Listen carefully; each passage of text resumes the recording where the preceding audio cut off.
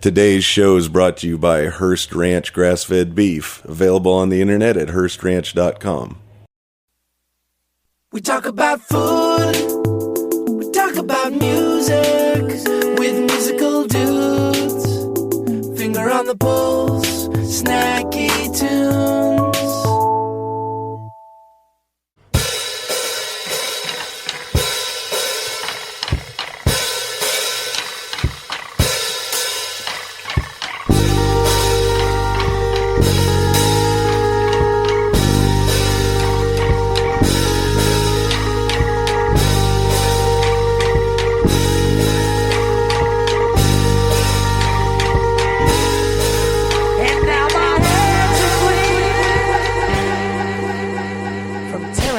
The temples that I built for you, and I sang songs of praise and love, and I sang songs of burying you alive, and see, I had to tear it down,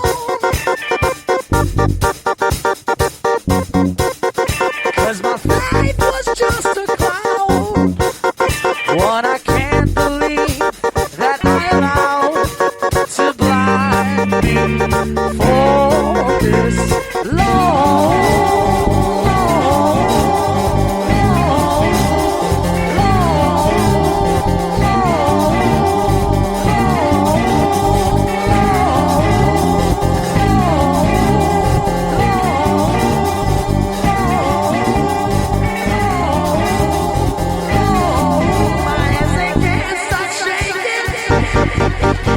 at the realization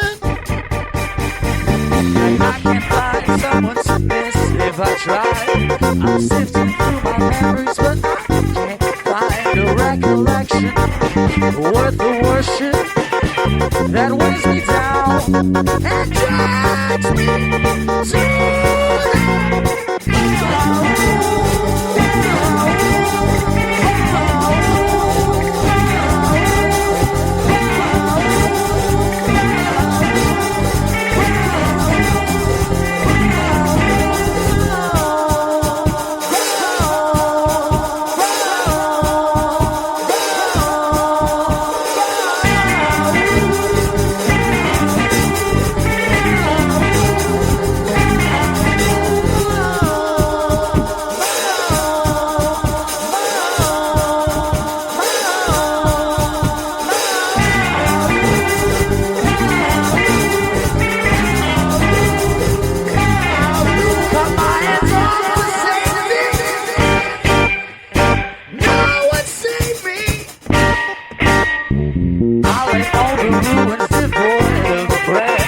and let my soul be out, 'cause there's nothing there but recollections, false worship of lovely effigies that found me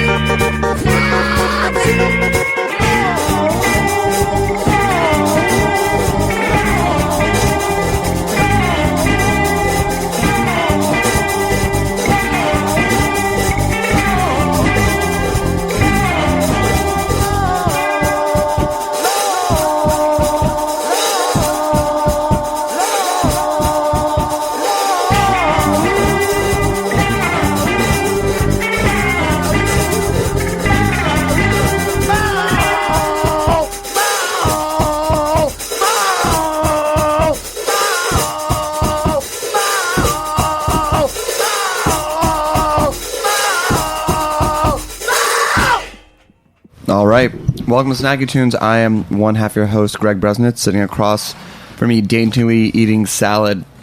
There's nothing dainty about that. Is Darren. Heyo. First off, we've got the boys from St. Awesome. You did not. I don't think that's right. I tried to like compose awesome and the name together. Assam, right? Yeah. Right. I dig it. Yeah, and Fette Sau, Spine Dival, and a numerous of other projects. Welcome to Snacky Tunes. You guys want to introduce yourselves? Sure. I'm Joe Carroll. I am the proprietor, and I'm Yvonne, and I'm the chef at St. Anselm. So why don't you give us a little bit of a backstory on how your little corner Williamsburg restaurant empire became to be? Really by accident. I was working in the music business for a decade. My background was in music. I studied musicology in school. My dad was a booking agent. I never thought I would do anything else with my life outside of music. And then this thing called Napster happened. And when it came about and I was in the business working with all the labels, it was kind of like, oh, come on, give me a break. How is this going to really, have any kind of impact? No one saw the writing on the wall. Well, no one, and that's a bigger point. But when I started at the major labels in like '93, most of the executives didn't know how to turn their computer on, which was just shocking to me that these major media companies were just so clueless about technology. And their feeling was they ran the show. They were the cash cows. They were the big guys in the room, and nobody was going to dictate to them how they were going to sell their music. They were wrong. I guess before the idea that music and media could be free, with the exception of buying movies on the street, bootleg, things like that, I can understand why people would have no idea what it would turn into.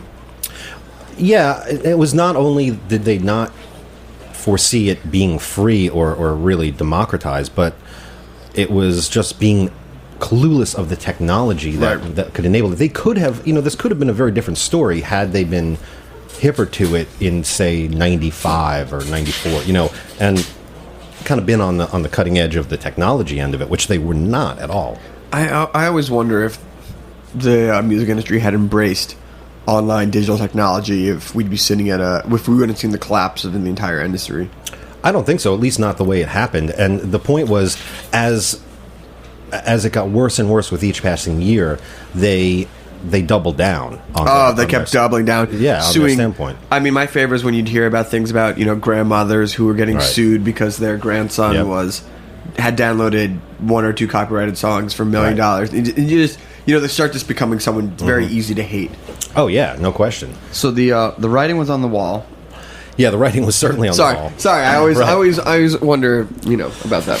The writing was I was working for a trade magazine that, up until this time, was probably the most powerful overall influence at the record labels and at radio. Can you say who? Hits Magazine. Okay. And because I'm not in business anymore, I don't care if they come after me. Right.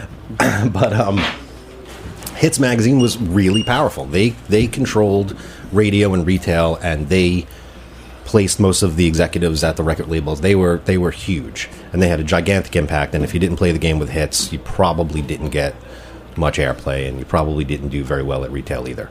And now they are a footnote in the whole scheme of the record industry at this point. So when things dried up with hits, I started working a little bit on the internet end of the music industry, and then that quickly, the March, what was it, March 99 or March 2000, I forget now what year it was. It was a while ago when things kind of collapsed on the internet and the early 2000, the .com bust. Yeah, and not a great time. No, and it was.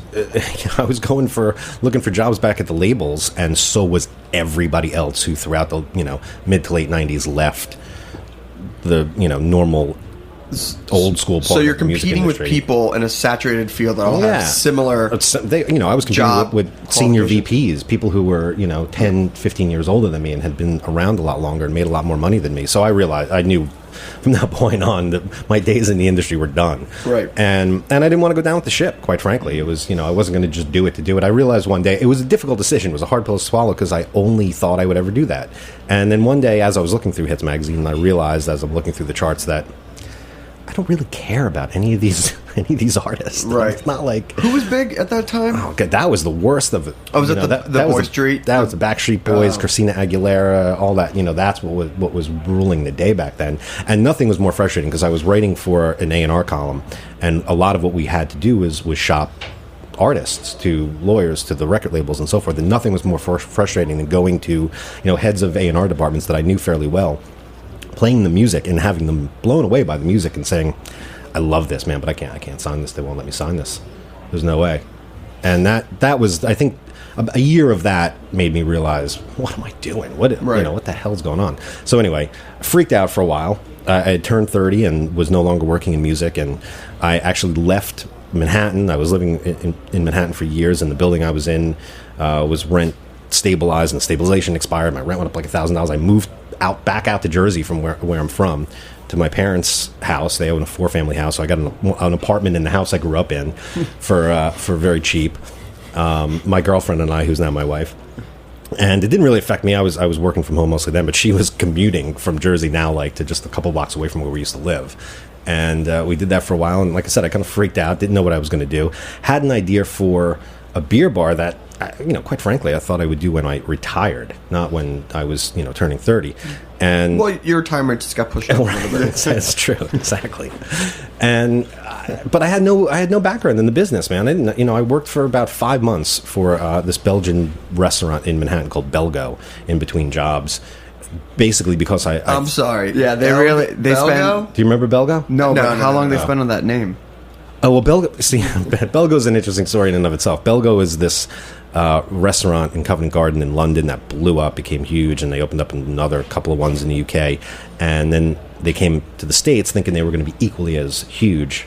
And, it was a combination of the fact that they were like the 7th Belgian restaurant to open up in New York, not the first. And they came in thinking they were really going to do some damage in the New York restaurant market and didn't have a clue. And they lasted 18 months. And the food was good and the concept was great. They spent probably millions more than they should have on the build out. But I think I learned more from working there because they were so screwed up and wrong-headed and they made so many mistakes that I learned more from that than had I gone to work. Yeah, you got to see all the mistakes in 5 months. You got to see all a real crash course. Right. As long as it's not your failure. Exactly. Right? Somebody else's money. And then I went back to work in the music business after that for a while, and then all this stuff happened. So I had this idea. My girlfriend like I said, now my wife talked me into doing it. And we took, my dad had given me a little money. I'd saved up money for buying an apartment in the city, and then put the rest of the money on credit cards and just kind of went for it, like cluelessly, not really. I mean, I knew beer really well. I knew exactly the concept I wanted, but I had no idea about the business itself. I figured I'd figure it out. But the point was that, like, I went into it thinking, look, I just got to, make this work so I can pay my bills. I just want to be happy not working for somebody else, and that was the key. So you kept the music ideals of being your own boss and just transferred it over. Yeah, and that was a tough thing for me because I worked for this magazine for so many years that's based out of California. I was their only employee in New York. I didn't have a boss or an office, that I had to deal with every day, and I knew it was going to be tough for me to just go work in some cubicle somewhere. So that was kind of out of the question. Right. And like I said, we went into it with relatively low expectations. We didn't need to make tons of money doing this. That wasn't the point. The point was just to not work for somebody else and pay our bills and live happy and be cool. But I knew I didn't want to be a bartender. And we bartended there. My wife Kim and I bartended there for the first couple of years nonstop. And first of all, bartending is a really physical, grueling job. Especially just as working in New York. the kitchen is. Yeah, especially in New York. And you get crowded and, you're working your ass off on a weekend night and lugging kegs and cases. And it just beat you up. My back was messed up for about a year after I stopped working behind the bar. And it's just, your feet and legs are a mess. And I just wasn't as good at it as other people, And... working in the Which kitchen. is actually that actually I want to get to that a little bit later between the two of you, but recognizing your strengths and weaknesses and being honest about that is huge. Is yeah.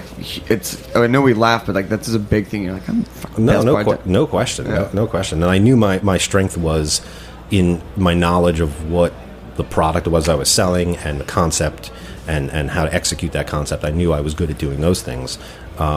So I knew that once we were able to, we basically lived off very little money the first few years, paid back all our debt in about 18 months. That's amazing. Wow. Yeah. We were lucky. Right out of the box, we were doing fairly well enough that, we could live meagerly and also pay all our debt back. So 18 months of paying off all our debt, and all of a sudden it was, well, hey, maybe we could do this again some other way, and I had a lot of different ideas of things I wanted to do. And what year is this? Well, we opened in 03. We opened Spite and Dival September 03. And Kim and I probably worked behind the bar until 05, 06, somewhere around there. I tapered off the last year or so. I only worked like Friday nights. And I had probably 4 or so different ideas of things I wanted to do next. And I remember I had to go to jury duty, and I came back. It was this kind of crappy, rainy winter day, and JD, who owns Oslo Coffee around the corner from us, told me about the space across the street from me that was available for rent. And I went to take a look at it, and it was this old mechanic's garage.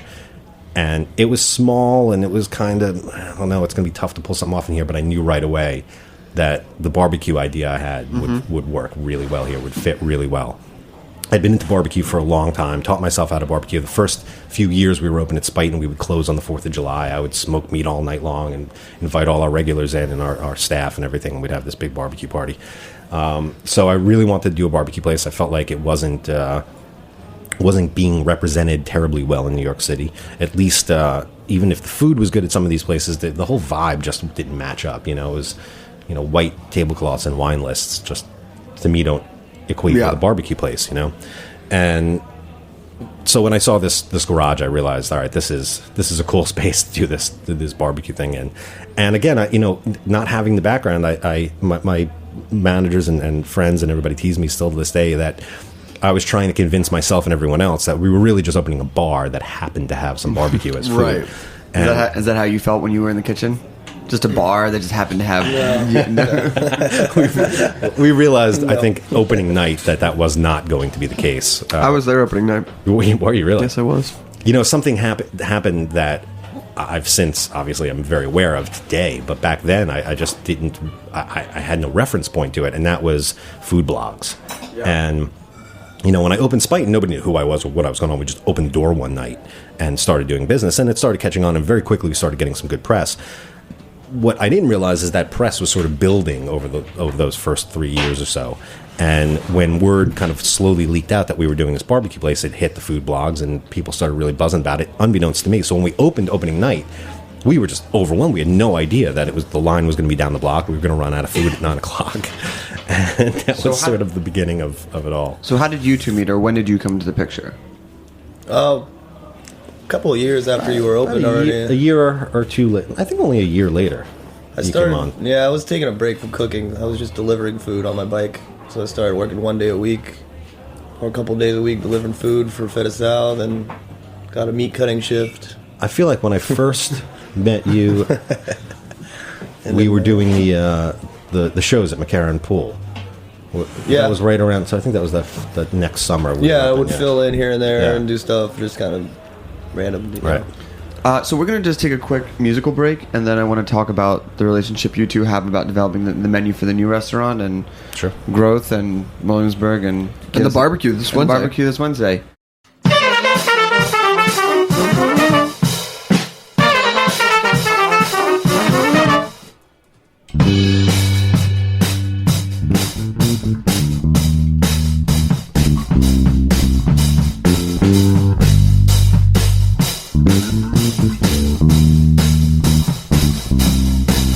To have the beast inside her breast, she devoted her life to being the best. She helped all of those in need. She gave away everything, but she couldn't give away the beast.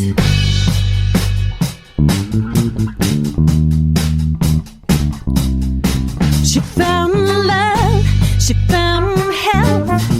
She broke down walls, she was a champion, a beacon of society. But in her breast there was a beast, and she couldn't give away the beast. Sometimes she would drink, and the beast would say nasty things, quivering wild and ready to leave. The beast was waiting to break free.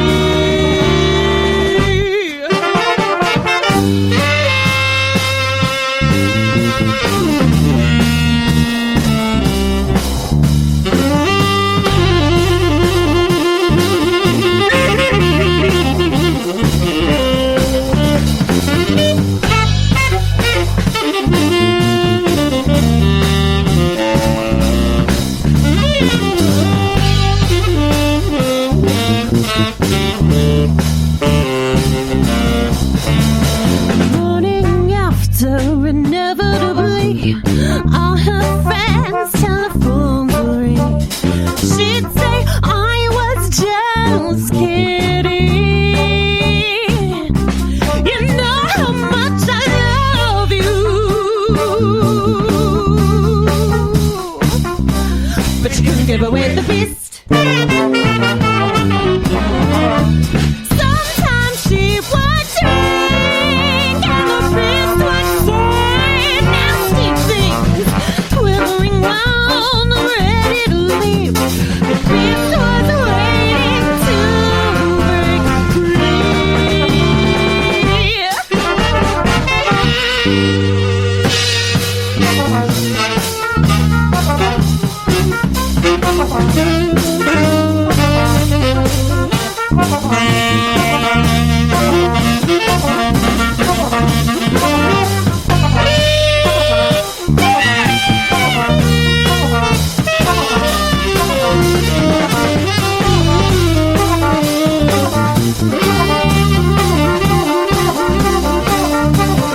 Sadly, as the years dragged on,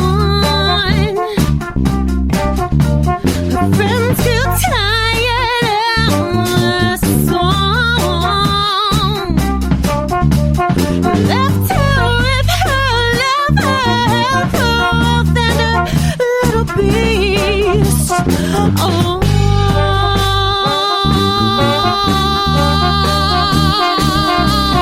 She couldn't give away the beast.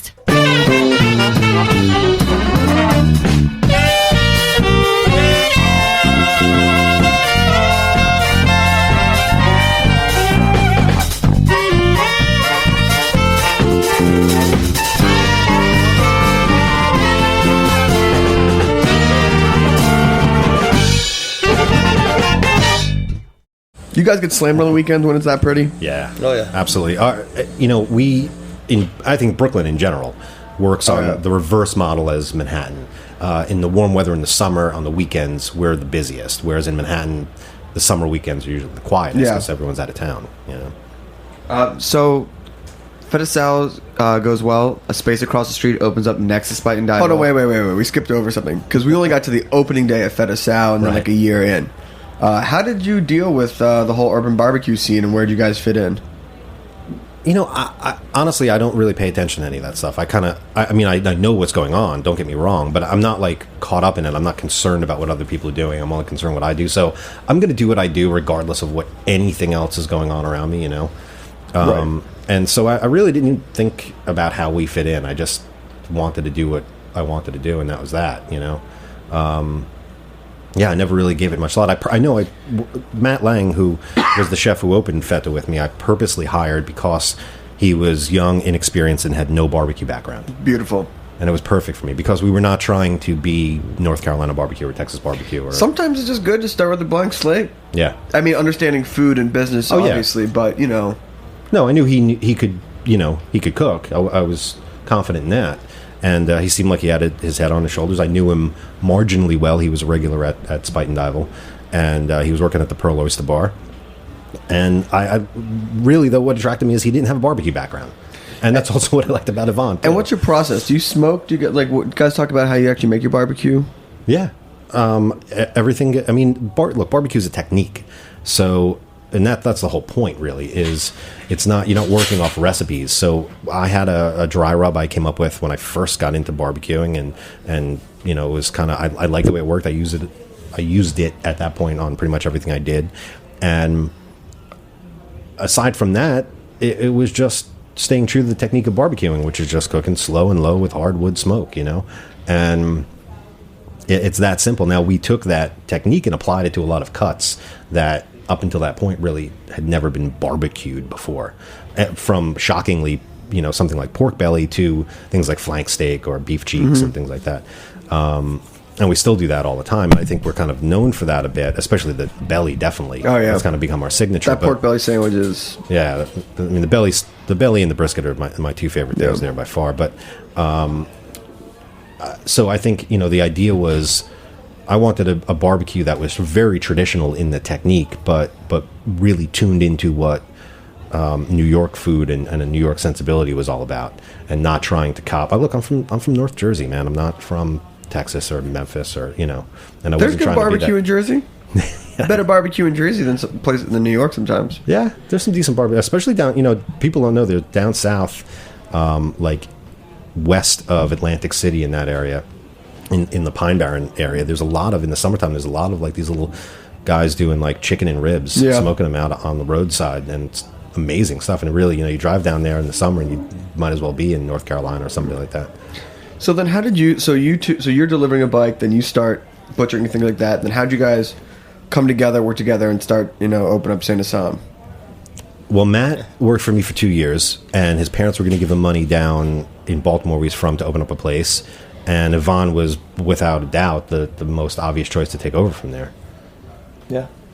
And so Yvonne, I took over for Matt. Yeah. And ran Fette Sau for.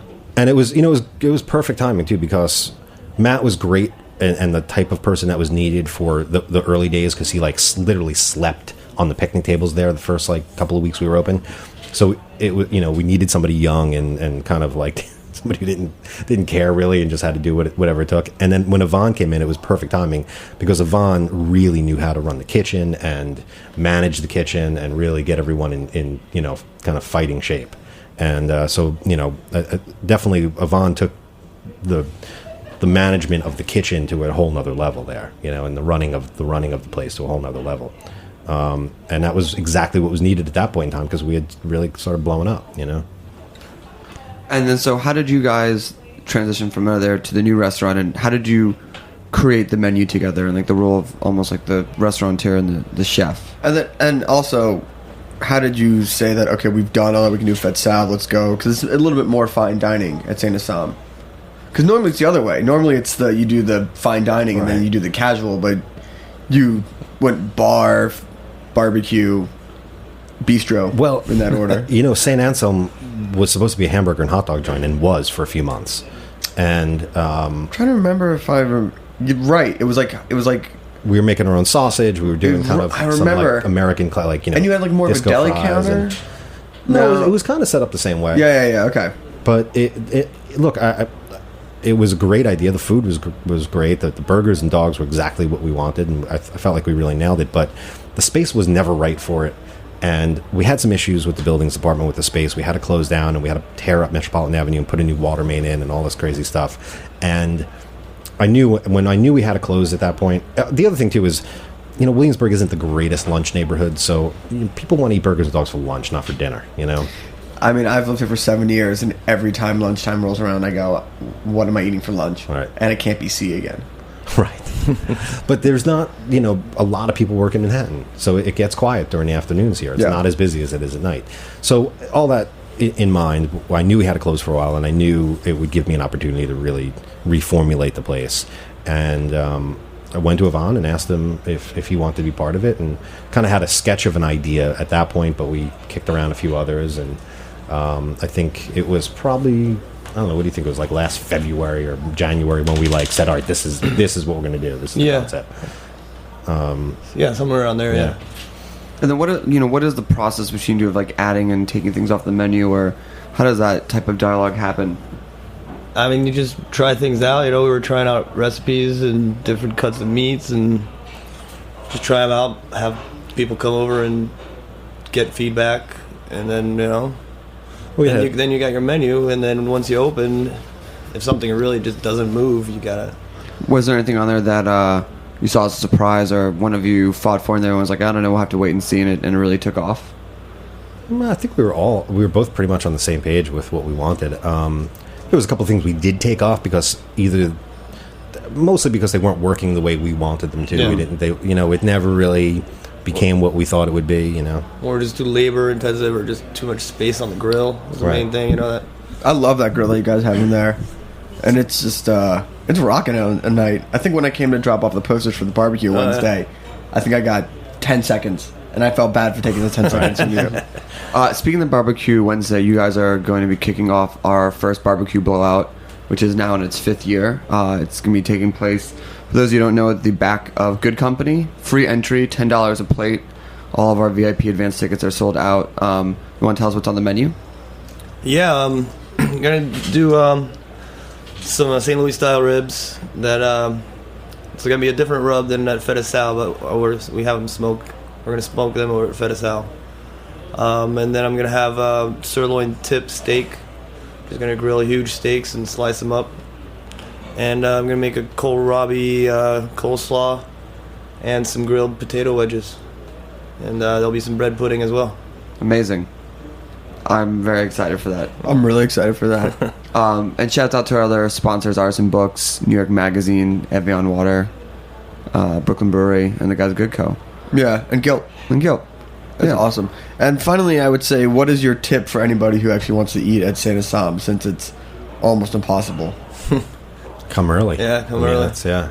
Come early with as smallest group of people as you can. You know, I We actually don't have a lot of big tables. Yeah. when I went the first time, Justin Cherno, who is DJing on Wednesday from Tree Machine, he's the one who took me there.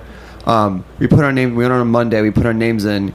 We got free wings over at Lodge, Nice. and then when you guys called us, we came back, Nice. which I thought was That's a good setup. That was a good punch. All right, well, guys, thanks so much for joining us. Yeah, Appreciate right it. on, man. We'll see you guys both on Wednesday, Absolutely. and thanks.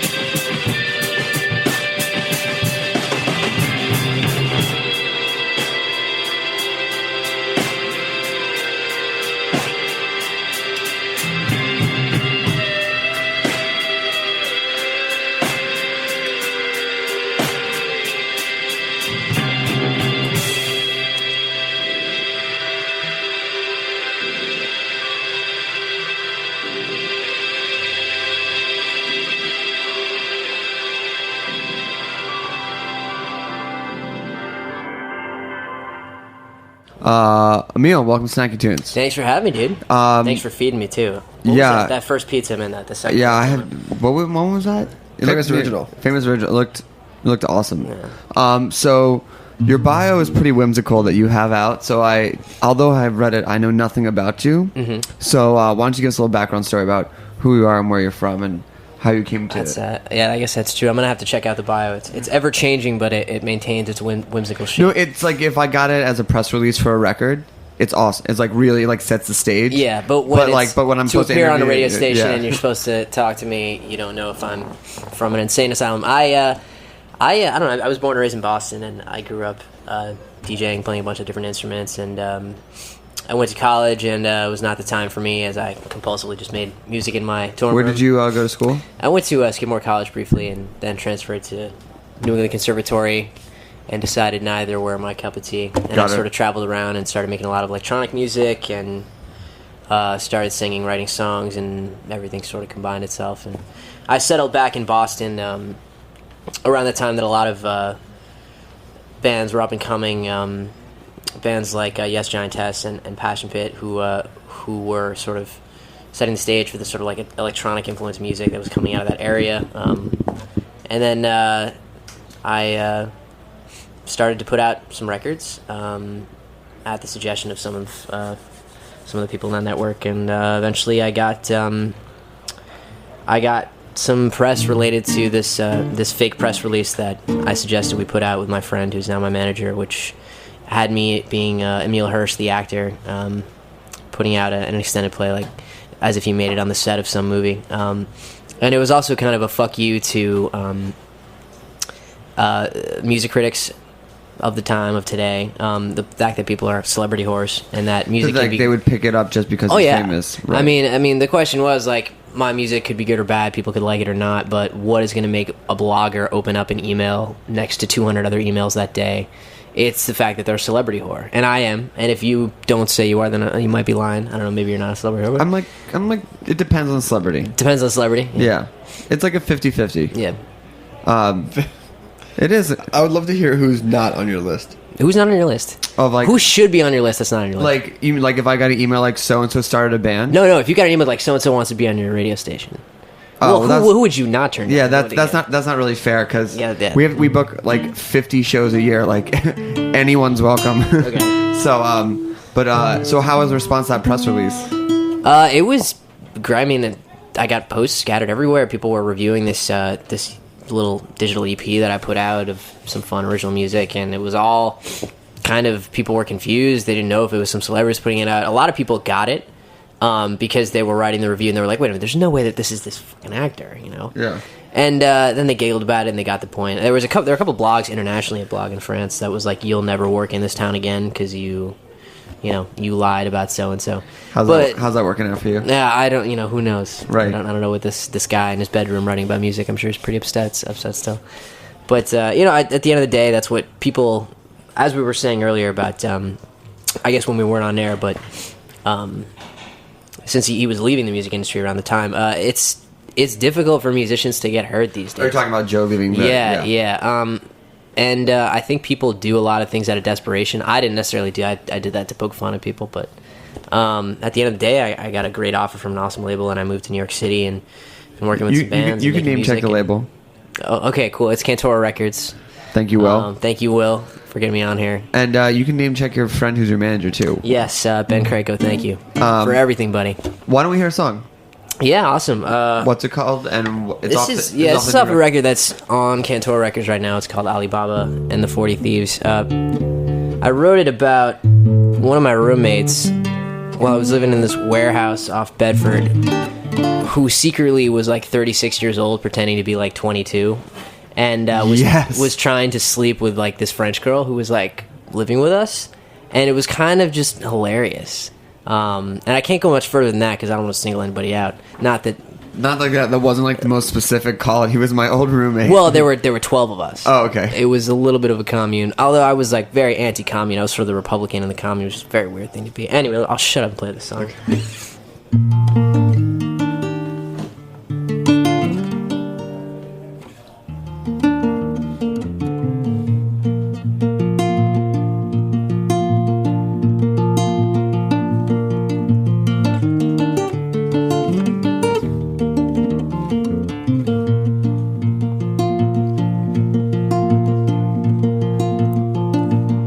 Cheshire Cadillac slicking its lips to a faraway place with a landing strip.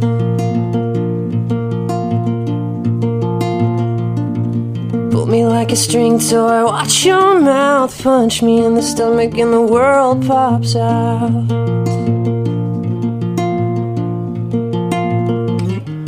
Madame with a cigarette stares. Say la vie, no underwear. Alibaba and the 40 thieves looting for gold like you wouldn't believe. Looting for gold like you wouldn't believe.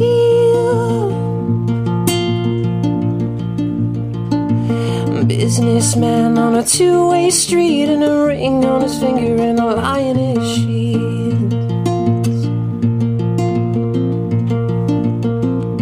Whoa, Betty Draper's raging on the front lawn with a rifle in your face and a bathrobe. Oh. Madame with a cigarette stares. Say la vie, no underwear. Alibaba and the 40 thieves looting for gold like you wouldn't believe. Looting for gold like you wouldn't believe.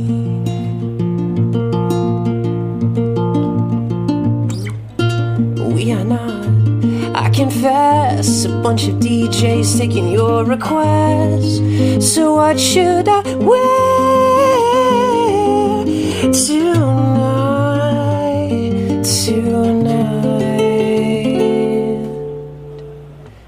Example set by mother and man raised up a girl with a gun in her hands. Polish up a quarter, put it in the machine. Lovers only know what you let them say. Madame with a cigarette stares. Say la vie, no underwear. And pretty little legs with hips for hats. Isn't much more we can say about that. So did he get the girl? I moved out, but a little while later I heard that he moved to like, you know, a big fancy loft. He was also secretly rich, obviously. Oh. I don't know. Was he slumming? Oh, he was slumming it. He was slumming it big time. And then he moved to one of those waterfront luxury places. And then I heard that she couldn't resist, but it's cool. It's cool, man. I mean, like, I had a thing with her, but it wasn't a thing. It was sort of like we would go out and have fun and go to the movies and stuff, and language barrier problems and, you know, the usual.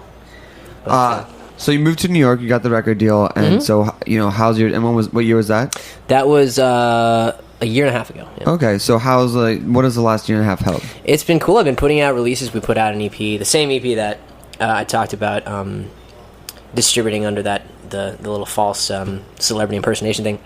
That was re-released by Cantor Records, and they got some great response. And then we put out a full length in October, and I've been gigging, you know, different setups with bands and opening for people and playing great venues around Brooklyn, and went to South by Southwest. So making the rounds and doing everything, you know, to make things work, and working on a new record right now. So. And so as a, you know, new musician, to kind of tie back into Joe, you know, you did the one thing, well, not the one thing, but you got your name out there. And so, like, what have you done to follow it up? Has there been any more, you know, creative PR moves? Or, and I wouldn't say gimmick because that's not the right word anymore. Well, yeah. And you said desperate to be heard, but I think it's all just like cutting across the noise. It is cutting across the noise, and it's giving people a reason to listen. But in general, talking about how whimsical the bio is and stuff like that, I mean, I think once you have the attention of like a little group of people or a demographic, I think it's really important, you know, however you get that attention, you really start being yourself. And if you put music out honestly that you want to make that reflects who you are, regardless of how you get their attention, if you want to keep it, you got to start, you know, pulling out of the well that will never drain, you know. So but you know, I do a lot of remixes. It's, you know, it's awesome to come here with an acoustic guitar and play some songs. That I was gonna say that's when Will was like, "Hey, it's gonna be acoustic guitar," and I was like, okay, and I listen to a record and I went, okay. Yeah, okay. You know, and people, and you know, that's what I'm still trying to figure out is like, what is the best way to represent what I do with an instrument, you know? Because there's playing something that's passable or good or enjoyable, but there's also like having a style that people know you for and having that be reflected in every performance you do and stuff like that. But what was I talking about again? It's that pizza, dude. All the blood's in my stomach. No, I know. Just about, you know, cutting across the noise. Oh, cutting across the noise, yeah. I mean, like I was saying, I do a lot of electronic music, and remixing and covering artists and having like a lot of automated, you know, it's MIDI running through synths, drum machines. I mean, a lot of what I do musically centers around that, and that wasn't even completely reflected in the last release that I put out, as much as it was a collaboration with a bunch of different musicians and an orchestra and a horn section and stuff. It was a lot more blown out on that record, but I think I'm starting to get a lot more positive response these days, as I realize you have to sort of step up to the plate, and you do have to do gimmicky things, and you do have to do remixes for people that are a lot more well known than you, and expect nothing in return. But I mean, I just did a cover of a Neon Indian song, Polish Girl.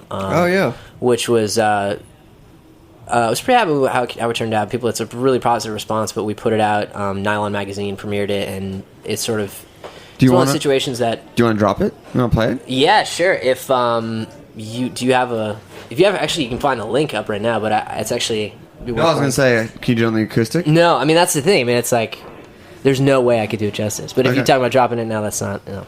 Okay. Sadly, I have to refuse. That's fine. Politely. Just say it's some legal stuff. Yeah, it's some legal stuff. Oh, okay. So why don't we just hear another song then? All right, cool. And the full name of the new record is? The record that we're promoting now is called Lo and Behold, and it's on Cantor Records. And there's a single coming out in a couple weeks with an original B-side. We'll be promoting this all summer, playing some shows. So if you're listening, check it out.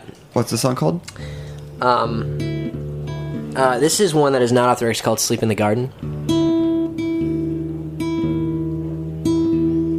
All right, live on Snacky Tunes. Thanks, guys.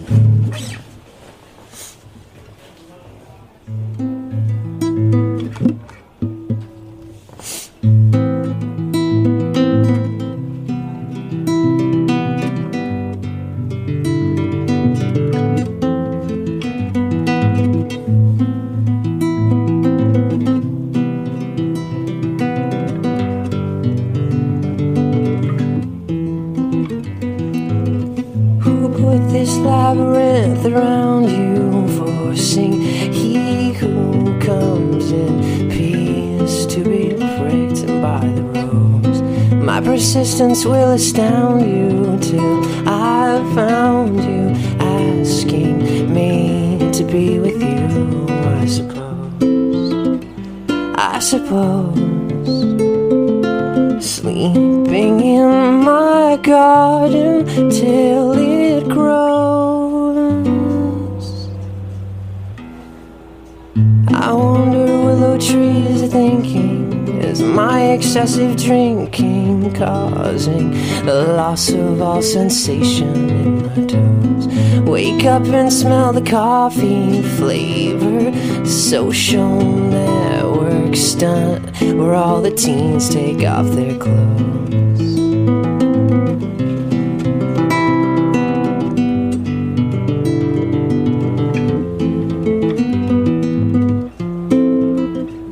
I suppose I'm sleeping in this garden till it grows.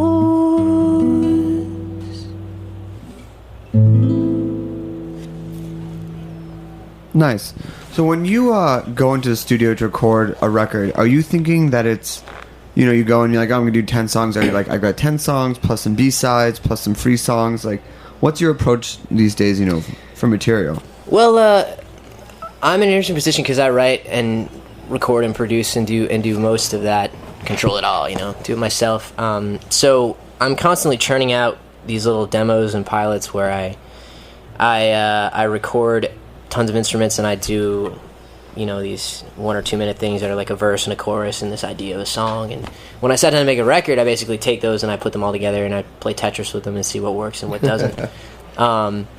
And making this last record, I sort of sat down with Jake Aaron, who did a great job engineering and co-producing it with me. He was in a great band called Fort Lean, and touring bassist for Jamie Liddell. I sat down with him and a team of other people, and I was just like, let's make sense of all these. And then a good friend of mine, Michael McAllister, who is awesome Berkeley veteran, great arranger, commercial music guy, worked on string arrangements, horn arrangements for some of the ones, and sort of tried to tie everything together and make things a little more homogenous, but still very whimsical and still very sort of out to lunch and all over the place. Because the idea with the record that we're currently supporting and that one that came out recently, it's like every song is kind of a different genre, and it's very eclectic and it jumps around. So for me, I mean, going into the studio is very different than a musician who goes in with an instrument or goes in with like some Only 10 samples songs or like a drum machine, or like, oh, I have a synth and a drum machine and I'm gonna like sing into a reverb thing. And it was more like there was like 3 or 4 weeks of like scratching our heads, like how do we do this? How do we take what you do and like work with a team of people who do this like professionally and not have everybody kill each other? But more and more I'm learning from people that do, you know, who are like studied engineers and songwriters and everything, that there's rhyme and reason to what they do. And I think part of what makes me who I am, for the people that do enjoy my music, it's that I'm very, very self-taught on all that stuff. Mm-hmm. So but nowadays I'm just songs start on the guitar and voice, songs start with beats that I make, songs start with synth lines that I write. But a lot of music I'm working on right now is very very heavy synth-based stuff, but I do play a lot of guitar over it because I'm trying to merge the things that I do and have them all be performable. But you know, I could ramble on about that for a while. But no, that's a very good answer. Yeah, but most artists are in that position these days because I think we're in like the heyday of the, you know, bedroom producer, you know, as like the respectable artist, which in many respects, you know, the performers are going to start to take over again as we see the live music is more important. You know, people like Adele winning the Grammys. I mean, it's like, you know, but I could ramble about that for a while. No, I mean, I think there's value in that. It's like amazing what one person can do, and I think that it's easier to get started if it's just you. Yeah, you can put your band together, you can do that, but you're not negotiating, you know, different egos or schedules or things like that. Like, there's nothing holding you back. So, but I mean, Adele's interesting thing is like she's the voice. I mean, there might have been people writing for her, but she was the one who was singing beforehand. So it's one person. I still think like it'll be some time before, you know, we'll see a 10-person band get big or something like that. You know, 1, 2, 3, maybe 4-piece at the most. But it's an interesting point. Yeah. So what do you have coming up this summer? I am working on original tracks to sort of B-sides to singles that we're putting out. So we had this cool idea that as we cut off singles from the record that we've already released, that I'm going to, since they're all such different styles, I'm like making original B-sides that fit with each track. So like I have a very like urban music imitating track called CUPID, which is like this sort of Timbaland beat with vocoder stuff, and it's sort of like, I was also for years I was actually a hip hop producer,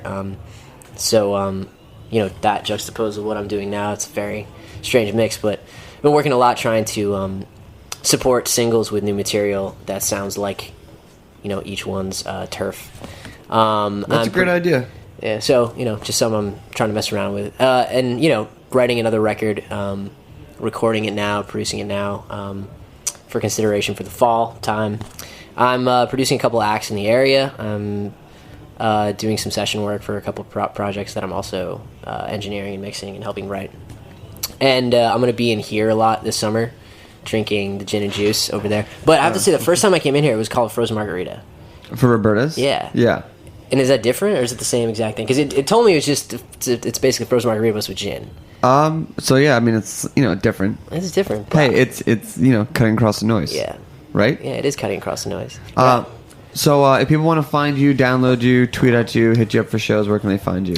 EmilofFriends.fm. You can go to CantorRecords.com. You can look us up on Twitter, Emil and Friends, and that's not ampersand. The ampersand is not web supported. That is AND, Emil and Friends. And just type us in on Facebook and you'll find us. And things are building up, so, you know, come check us out and we'll be putting out a lot of music on the net and playing some shows this summer. So awesome. Well, thanks for joining us. Thanks for having me, man. You want to take us out with one more song? Sure, yeah. What's the name of the song? The song right now is called Tuning My Guitar. Oh, I love that one. And for all those who want to come, again, stay in the Solemn Fette Sau barbecue this Wednesday, 7 p.m., Good Company, 10 Hope Street. Some walk-up tickets left, but just like everything else that they do, get there early. Totally. I will play one that was not on the record set, sort of like bonus track. Sweet. We gave Amazon. It's called The Beast. It's one of the first songs I ever wrote. Cool.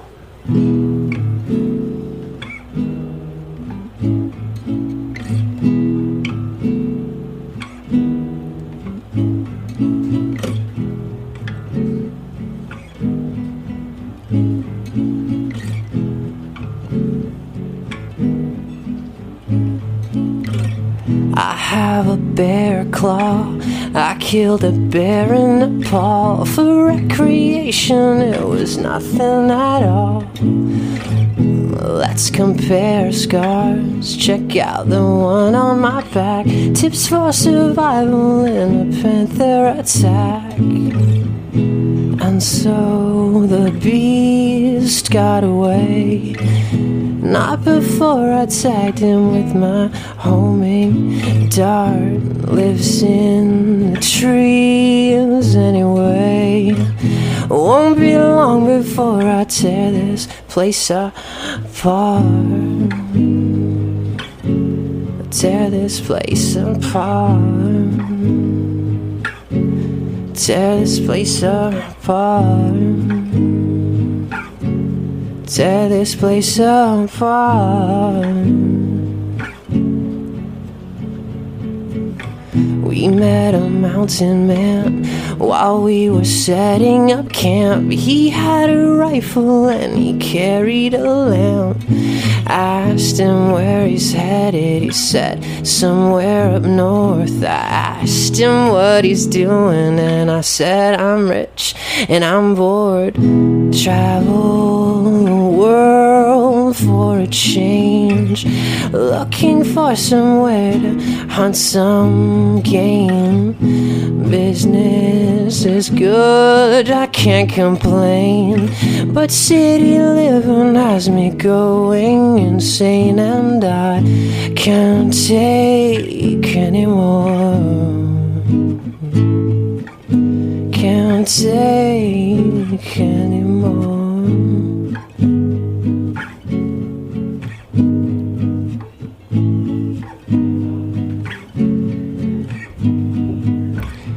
We laid a trap which this panther couldn't resist. I had to call it all off, continue the trip. It's a matter of timing. And so the beast got away. Not before I tagged him with my homing dart. Lives in the trees anyway. Won't be long before I tear this place apart. Thanks for listening to this program on the Heritage Radio Network. You can find all of our archived programs on heritageradionetwork.com, as well as a schedule of upcoming live shows.